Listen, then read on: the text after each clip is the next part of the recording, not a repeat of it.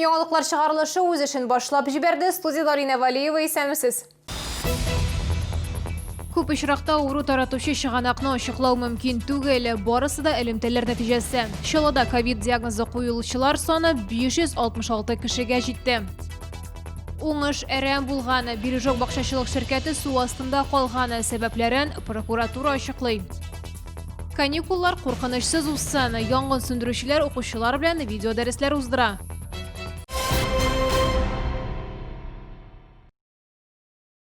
Соңгы тәүлектә Татарстанда COVID-19 белән зарарлануның 53 яңа очрагы теркәлде. Шуларның 6-сы Чаллыда. 8 июньгә республикада коронавирус белән авыру очракларының гомуми саны 3661-гә җитте. Барлыгы 3543 татарстанлы сәламәтләнгән, шуларның 66-сы соңгы тәүлек эчендә. Чаллыда пандемия башланганнан бирле COVID-19 диагнозы 566 шәһәрдәшебездә расланган. Обращаю ваше внимание, что в половине зарегистрированных случаев заболевания источник инфекции установить уже не удается. Это результат широкого общения между людьми. В этой связи по-прежнему защита лиц из групп риска крайне важна. Это лица 65+, и лица, страдающие хроническими заболеваниями. Узган атна дәвамында республикада көн сайын 50-гә якын коронавирус очрагы теркәлгән. Аларның гомуми саны атна эчендә 362 очракны тәшкил итә. Бу узган атнага караганда 83%-ка кимрәк. Республикада коронавирус йогышын диагностикалау мөмкинлекләре киңәйтелә. Хәзер теләгән һәркем инфекцияга каршы иммунитетын белергә мөмкин. Тестларны Татарстанның 8 шәхси клиникасы үткәрә башлады. Утыртылган уңышлар юкка чыкты. Чаллыда Бережок бакчачылык ширкәтен су баскан. Бакчачылар сүзләренчә, су һаман да күтәрелә бара. Исегезгә төшерәбез, судан шулай ук энергетик бакчачылык ширкәте дә зыян күрде. Аның турында без сезгә берничә атналык сөйләгән идек. Теманы хәбәрчебез дәвам итә. Чуть-чуть лучок остался там где-то. Все.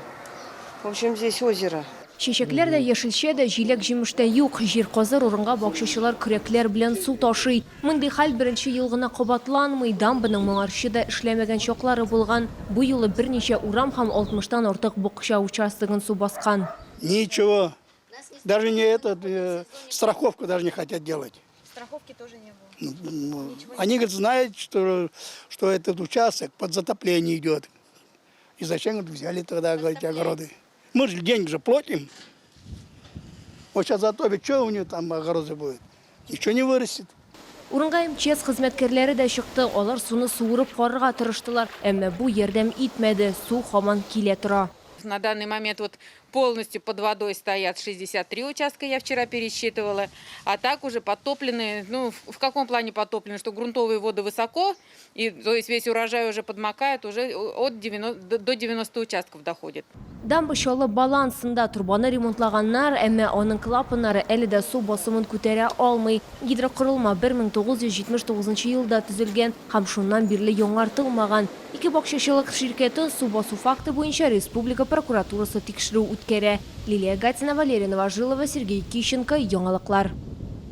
Куллану вакыты чыккан продуктлар чак кына сатып алучыларга эләкми калган. Агымдагы елда ветеринария документларын рәсмиләштергәндә хуҗалык итүче субъектларның вәкаләтле затлары тарафыннан 1000 ярымнан артык хукук бузу һәм дәүләт хезмәтенең 163 ветеринария берлегечләре тарафыннан 700-дән артык хукук бузу ачыкланган. Яраклылык вакыты чыккан продукцияга документлар рәсмиләштерү төп кагыйдә бузуларның берсе булып тора. 2 июньдә яраклылык срогы 20 майда чыккан ит продукциясе, 1 июньдә дуңгыз итеннән деликатесный ветчинасына документлар рәсмиләштерелгән, гәрчә аның яраклылык вакыты 2 майда узган булса да. Продукция Татарстан Республикасының сәүдә нокталарына китерелә. Закон бузучыларга карата Меркурий системасында кулланучыларны 3 айга кадәр блокировкалау буенча чаралар күрелгән. Тукай районында 60 мең үрдәк үрчетү фирмасы һәм ире-мөгезле терлек үрчетү белән шөгыльләнүче 2 фирма ачылачак. Райондагы 3 гаилә республиканың авыл хуҗалыгы министрлыгы уздырган бәйгедә җиңеп грантлар отты. Конкурста җиңүчеләргә грантларның гомуми суммасы 350 миллион сумны тәшкил итте. Шуларның 203 миллион сумы федераль бюджеттан бүлеп бирелде. Бәйгегә кертелгән 50 крестьян фермеры хуҗалыгыннан Татарстанның 17 муниципаль районының 25 крестьян фермеры фермер хуҗалыгы грантка ие булды. Якын арада үз гаилә фермаларын үстерү буенча проектларны гамәлгә ашыруга керешәчәкләр. Җиңүчеләр 3 миллион 600 сумнан 28 миллион 100 сумга кадәр акчалата грантлар алачаклар. Республикада әлеге грантлар исәбенә 17 гаилә терлекчелек фирмасы төзеләчәк һәм реконструкцияләнәчәк, 75 даими эш урыны булдырылачак.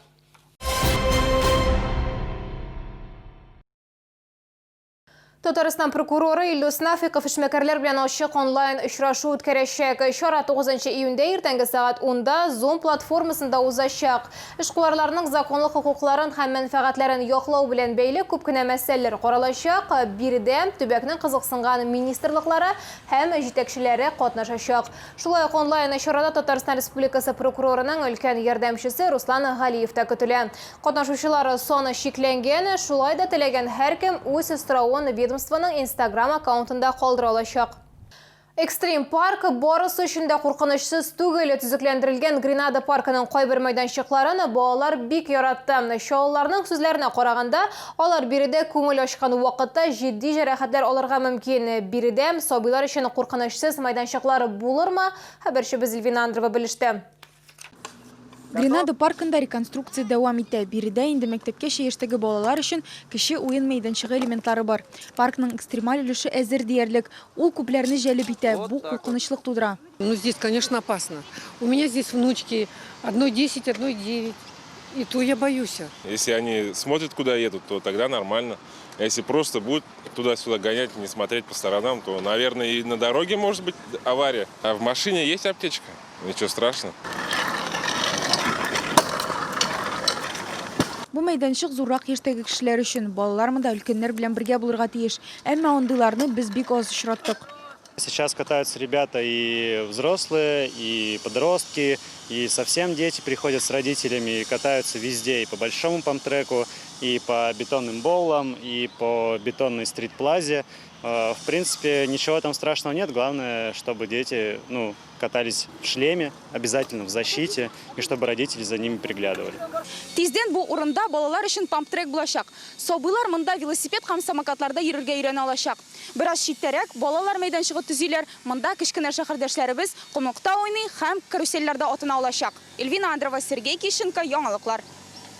Шолада ел сайын үткәрелә торган куркынычсыз каникуллар акциясе старт алды. Шәһәрнең янгын сүндерү отряды хезмәткәрләре балалар бакчаларында тәрбияләнүчеләр һәм мәктәп укучылары өчен видео экскурсияләр һәм профилактика чараларны быел да үткәрә.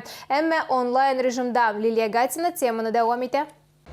Җәйге каникулларда күп кенә балалар ата-аналар игътибарыннан читтә кала. 2019 елда гына да 394 янгын очрагы теркәлгән. Балалар шаярту нәтиҗәсендә 13 яшьлек малай вафат булды.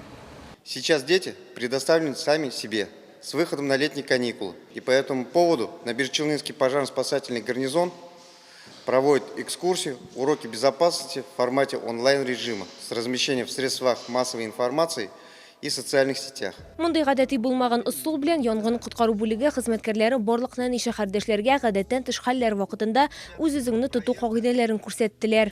Если вы почувствовали запах дыма или увидели огонь, сразу позвоните пожарным. Если огонь вам не угрожает, сделать это можно с домашнего телефона. В других случаях лучше сразу покинуть квартиру, затем вызвать пожарных по телефону 01. Обязательно сообщите о пожаре взрослым. Янгын коткару отряды хезмәткәрләре балаларның тормышы һәм иминлеге барыннан да элек әти-әниләреннән тора дип искәртә. Лилия Гатина, Сергей Вильданов, яңалыклар. Бу сезгә ичкәрәсе соңгы мәгълүматыбыз иде. Мин Арина Валиева сезгә уңышлы эш атнасы теләп, сау булашам, исән мин булыгыз.